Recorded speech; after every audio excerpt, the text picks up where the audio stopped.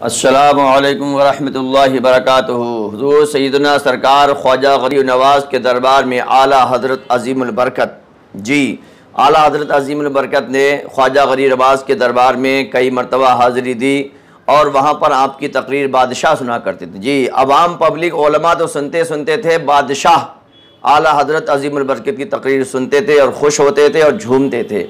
आइए हम आपको पूरा वाक़या सुनाते हैं।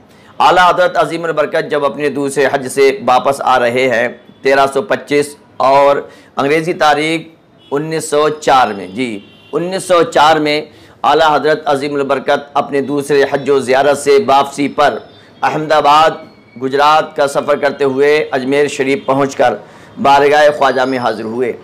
हज़रत इमाम अहमद रज़ा बरेलवी मुहद्दिस-ए हिंदी ने सरकार ख्वाजा गरीब नवाज़ अजमेरी रज़ियल्लाहु ताला अन्हु के मज़ार मुबारक पर हाज़िरी दी। उन्हें यानी आला हज़रत अज़ीमुल बरकत को ख्वाजा गरीब नवाज़ से बहुत बड़ी अक़ीदत थी। वो सरकार ख्वाजा के फ़यूज़ व बरक़ात, आपके इख्तियारात, तसर्रुफ़ात और करामत बयान करके उनकी अज़मत व बुज़ुर्गी ज़ाहिर करते थे।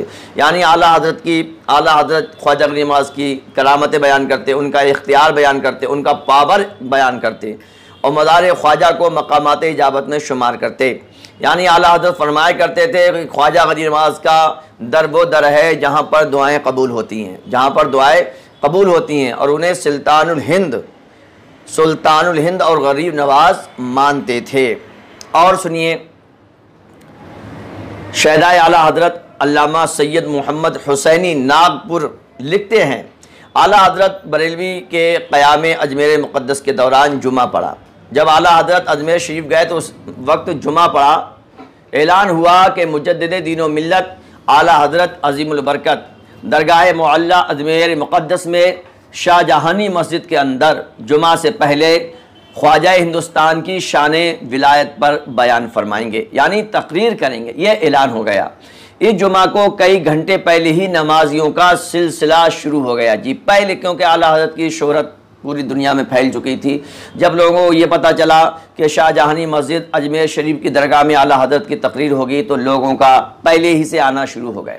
यहाँ तक कि मस्जिद उज़्मा पूरी भर गई, बड़ी मस्जिद पूरी भर गई। आप अजमेर शरीफ गए होंगे तो आपने देखा होगा, आसपास की खाली जगहें भी भर गईं। आला हज़रत का ऐलान के मुताबिक जुमा से पहले ख्वाजा पाक की अज़मत पर बयान शुरू हुआ, वाज़ शुरू हुआ, स्पीच शुरू हुई, लेक्चर शुरू हुआ। वाज़ और तकरीर इतनी बसीरत अफरोज़ और पुरमग़ज़ थी कि हाजरीन सामीन ऑडियंस झूम झूम उठे। उन्हीं ऑडियंस में, उन्हीं सुनने वालों में बादशाह दक्कन, शहंशाह दक्कन मीर उस्मान अली साहब निज़ाम साबे हैदराबाद भी मौजूद थे। ये बादशाह थे दक्कन के और ये भी आम पब्लिक के साथ बैठे हुए थे। वह आला हज़रत अज़ीमुल बरकत का बयान दिल आफरीन सुनकर मचल उठे। काफ़ी ताख़ीर से जुमा हुआ। ऐलान हुआ कि बाकी बयान जुमा की बाद इशा की नमाज में होगा, यानी शाम को होगा। शाहजहानी मस्जिद में आला हज़रत का बयान फिर से होगा। लोग खुशी से झूम उठे। चुनांचे बाद नमाज इशा आला हज़रत अज़ीमुल बरकत मुहद्दिस हिंदी ने फिर से बयान शुरू किया, यानी नमाज इशा के बाद। काफ़ी रात तक बयान चला।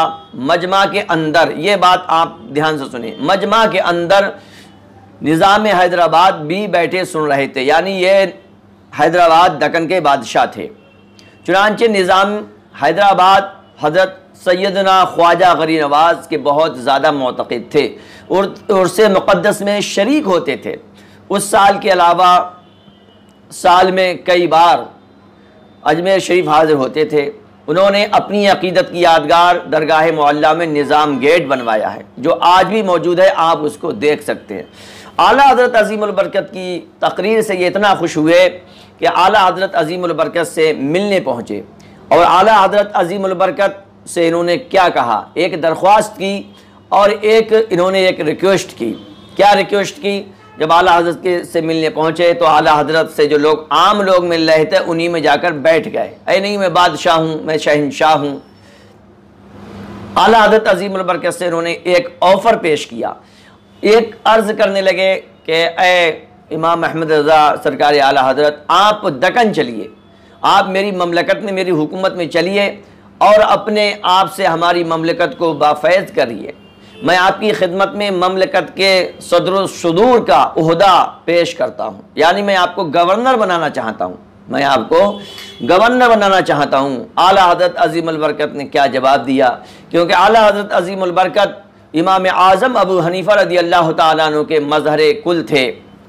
आपके इत्तिबा में आला हज़रत अज़ीम अल बरकत ने फरमाया, बादशाह से क्या कहा वो सुनिए जवाब आला हज़रत का। जब बादशाह ने कहा कि चलो मैं आपको गवर्नर बना दूंगा, आला हज़रत ने फरमाया मैं इसका अहिल नहीं हूँ। निज़ाम सकते में रह गए, बादशाह जो थे उस सकते में पड़ गए, हैरान पड़ गए। फिर थोड़ी देर के बाद यही अर्ज़ किया कि नहीं आप बहुत काबिल हैं, मैंने आपकी तकरीर सुनी है, दिल बाग बाग हो गया है। आला हज़रत कुद्दस ने यही जवाब दिया, मैं इसका अहिल नहीं हूँ। 3 मरतबा आपने यही जवाब दिया और आपने फरमाया बादशाहों का मिजाज पल पल में बदलता है, बादशाहों का मिजाज पल पल में बदलता है। कभी सलाम पर रंजीदा हो जाते हैं, कभी सलाम पर नाराज़ हो जाते हैं और कभी गाली पर इनाम दे देते हैं। इसी शाहाना मिजाज पर मुतासिर हो गए। कौन मुतासिर हो गए? बादशाह दक्कन, निज़ाम हैदराबाद आला हज़रत अज़ीम अल बरकत के इस मिजाज से क्या हो गए? मुतासिर होकर निज़ाम हैदराबाद भी बहुत ज़्यादा मुतासिर हुए। सनाए हज़रत ख्वाजा बज़बान इमाम अहमद रज़ा लेखक हैं इस किताब के। किताब का नाम क्या है? सनाए हज़रत ख्वाजा बज़बान हज़रत इमाम अहमद रज़ा। इसके राइटर, इसके लेखक हैं मुफ्ती आबिद हुसैन नूरी। आप इस किताब का मुताला कीजिए, आला हज़रत अज़ीम अल बरकत और औलिया इकराम से ज़्यादा से ज़्यादा अक़ीदत रखिए। ये है हमारे आला हज़रत की शान के। आला हज़रत की तकरीर जब अजमेर शरीफ में हुई तो बादशाह भी आपकी तकरीर पर क्या हो गया? खुश हो गया, मोतक़िद हो गया, आपका फॉलोवर हो गया, बादशाह आपका फ़ैन हो गया। माशाअल्लाह, सुभान अल्लाह। आप थे हमारे चैनल माई इमाम पर। अगर ये बयान आपको अच्छा लगा तो आप आगे में इसको शेयर कीजिए। आला हज़रत अज़ीम अल बरकत का उर्स पाक 102वां बहुत जल्द शुरू होने वाला है। जुमा है और पीर से शुरू हो रहा है। ये है आला हज़रत का 102वां उर्स पाक। हमारे चैनल को सब्सक्राइब कीजिए, आगे से ज़्यादा शेयर कीजिए। बहुत बहुत आपका शुक्रिया। अस्सलामु अलैकुम व रहमतुल्लाहि।